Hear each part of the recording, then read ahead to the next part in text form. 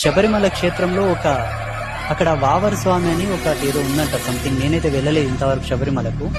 ఆ వావర్ స్వామి దగ్గరికి ఎవరు వెళ్ళొద్దు అంతే. అవసరం లేదు, వెళ్లాల్సిన పని మనకు లేదు. అమృతంతో పోతున్నావు నువ్వు, మురికికాలతో నీకేం పని? అవసరం లేదు. ఇది ప్రతి అయ్యప్ప స్వామి పాటించాల్సినటువంటి అయ్యప్ప దీక్షలో ఇదొక నియమం. అయ్యప్ప దీక్షలో మీరు పాటించే నియమాలలో ఇదొక నియమం. ఇంతకుముందు వావర స్వామి దగ్గరికి వెళ్ళాము, ఆ స్వామి అనే పేరు కూడా పెట్టడానికి అవకాశం లేదు. ఇంతకుముందు ఆ బొంద దగ్గరికి వెళ్ళినాము, ఇప్పుడు ఆ బొంద కాడికి మనం ఎవరు వెళ్ళకూడదు.